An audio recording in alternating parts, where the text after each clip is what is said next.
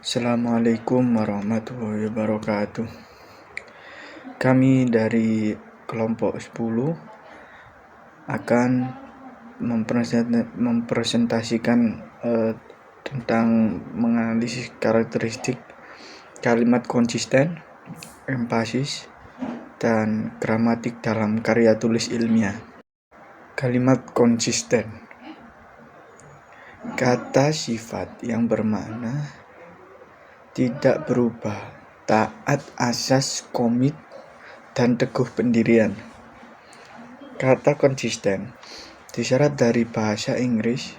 Konsisten yang muncul sekitar tahun 1570-an. Istilah konsisten ini berasal dari istilah consistentum yang mempunyai arti berdiri dengan tegak dan kokoh.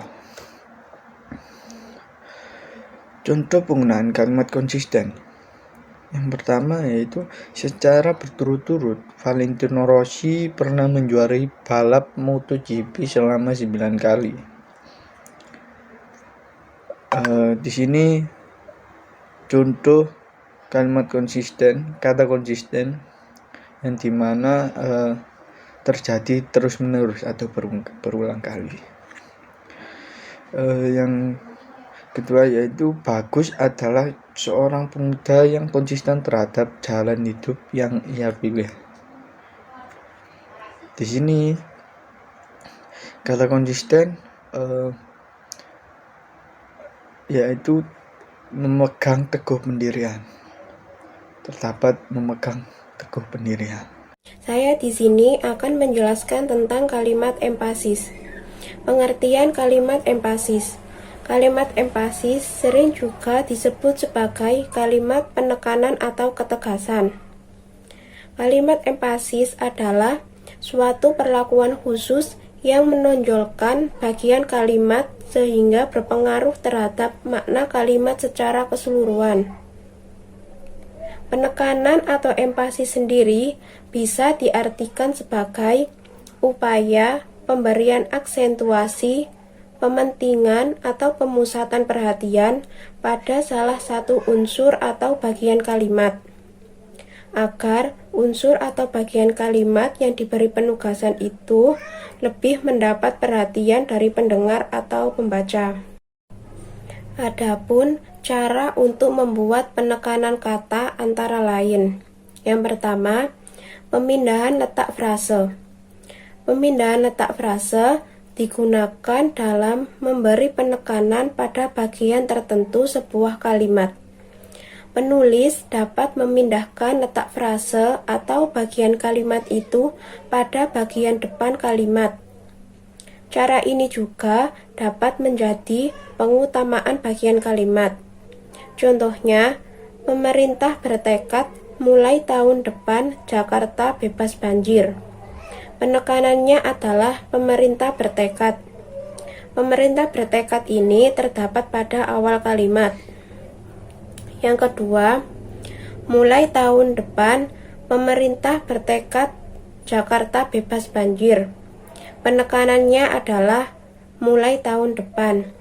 Mulai tahun depan ini terdapat pada awal kalimat.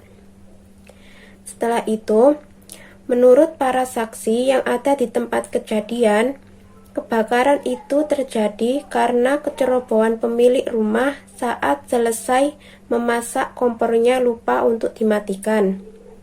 Karena kejadian tersebut, 10 rumah warga rusak terbakar, 1 orang tewas, 5 orang luka-luka, diperkirakan kerugian sebesar 45 juta rupiah.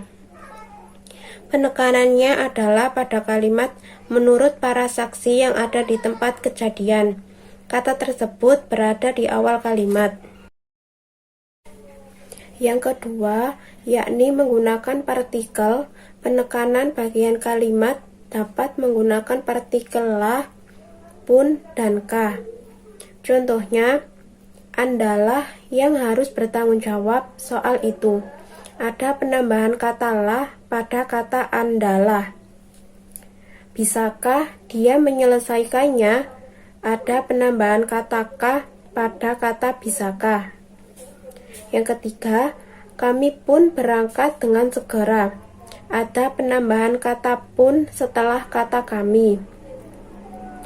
Yang keempat, dapatkah mereka mengerti maksud perkataanku?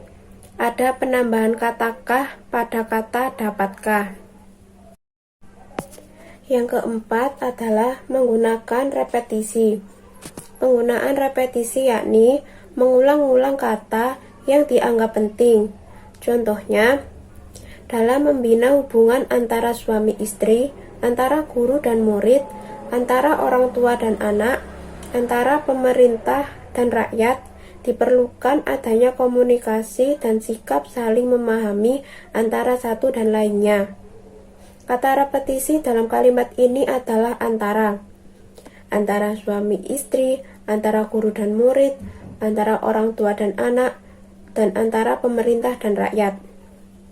Setelah itu, saya suka kebaikan mereka, saya suka kecantikan mereka, dan saya suka kelembutan mereka. Kata repetisi dalam kalimat ini adalah saya suka. Yang ketiga, masyarakat tidak suka dengan janji belaka, tidak suka dengan korupsi, tidak suka pemimpin bermulut besar. Kata repetisi dalam kalimat ini adalah tidak suka. Yang keempat adalah menggunakan repetisi. Penggunaan repetisi yakni mengulang-ulang kata yang dianggap penting. Contohnya, dalam membina hubungan antara suami istri, antara guru dan murid, antara orang tua dan anak, antara pemerintah dan rakyat, diperlukan adanya komunikasi dan sikap saling memahami antara satu dan lainnya. Kata repetisi dalam kalimat ini adalah antara suami istri, antara guru dan murid, antara orang tua dan anak, dan antara pemerintah dan rakyat. Setelah itu, saya suka kebaikan mereka, saya suka kecantikan mereka, dan saya suka kelembutan mereka.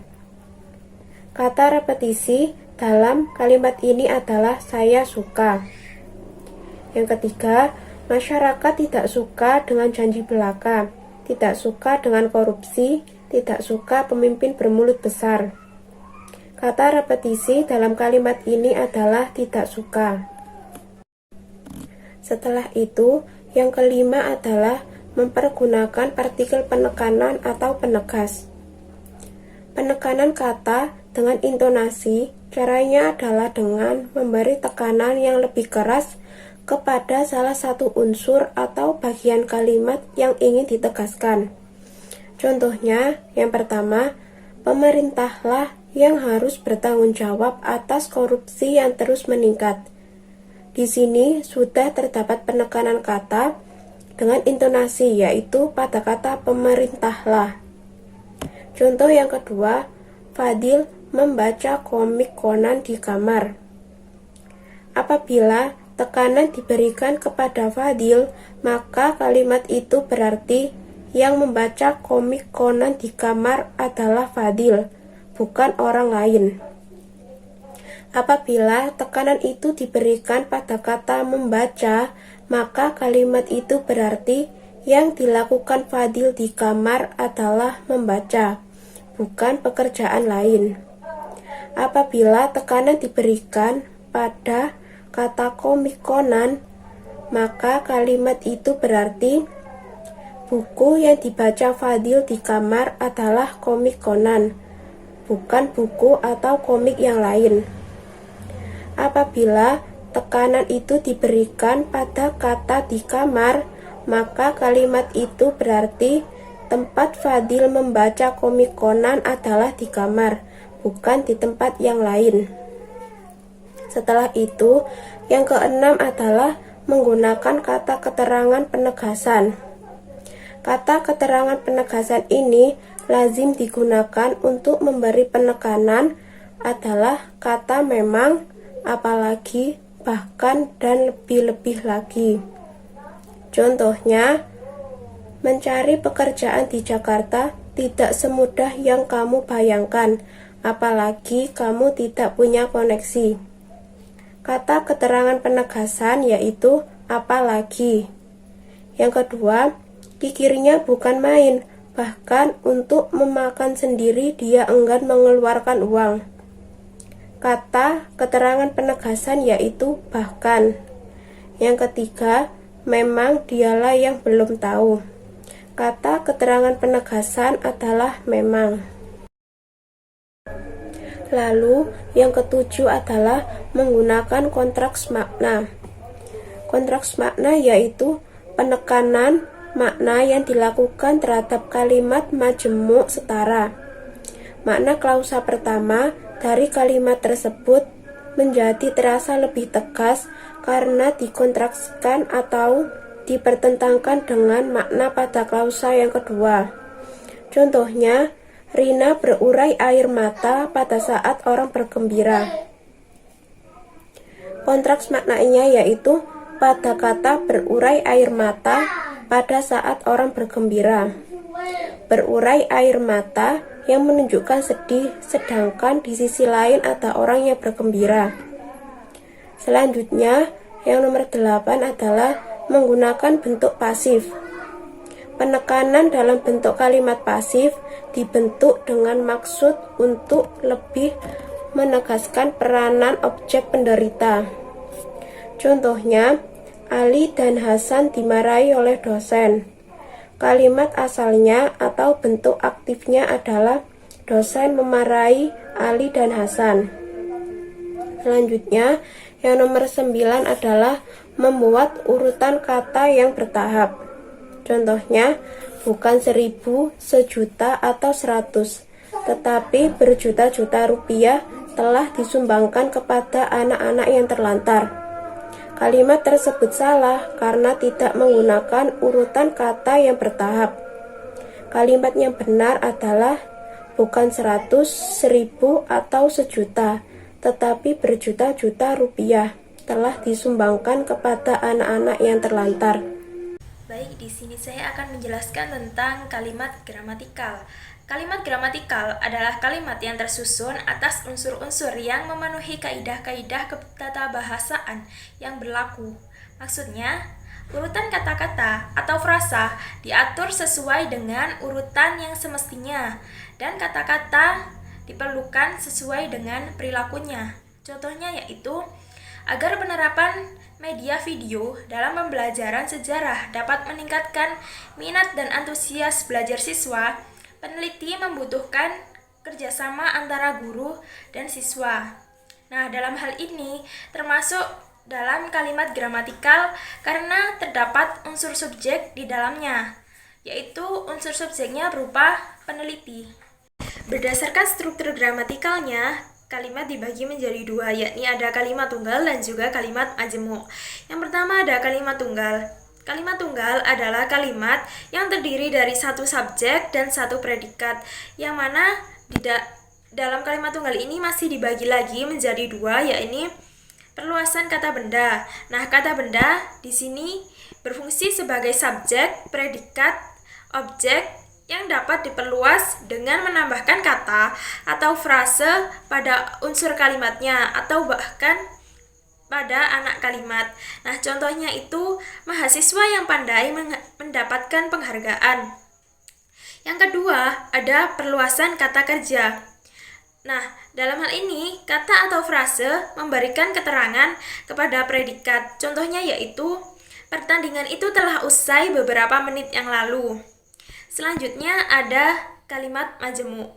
Kalimat majemuk dibagi menjadi 3, yakni ada kalimat majemuk setara, yaitu kalimat yang terdiri dari 2 kalimat tunggal atau lebih. Contohnya yaitu, Amerika dan Jepang tergolong negara maju, Indonesia dan Brunei Darussalam tergolong negara berkembang. Nah, jika dijadikan kalimat majemuk setara menjadi Amerika dan Jepang tergolong negara maju, tetapi Indonesia dan Brunei Darussalam tergolong negara berkembang. Selanjutnya ada kalimat majemuk tidak setara, yaitu kalimat yang terdiri atas suku-suku kalimat yang bebas dan satu suku kalimat atau lebih yang tidak bebas. Contohnya yaitu, apabila engkau ingin melihat bak mandi panas, saya akan membawamu ke hotel besar.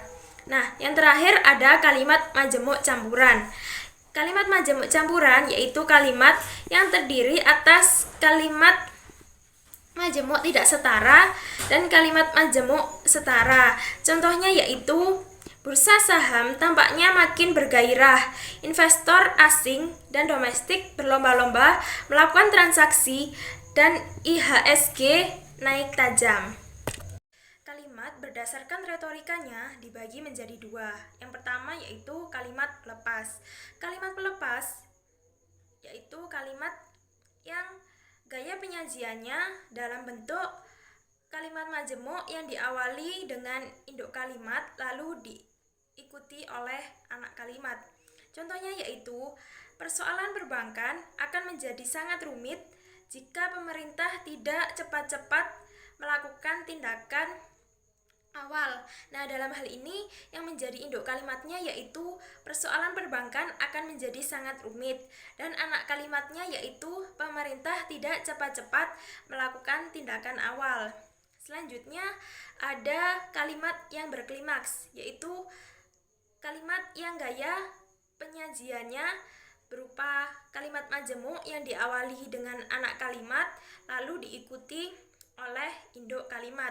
Contohnya yaitu karena penjara berbaju hitam, petugas keamanan tidak dapat mengenali para penjara tersebut. Nah, yang menjadi induk kalimatnya yaitu petugas keamanan tidak dapat mengenali para penjara tersebut. Sedangkan anak kalimatnya yaitu karena penjara berbaju hitam.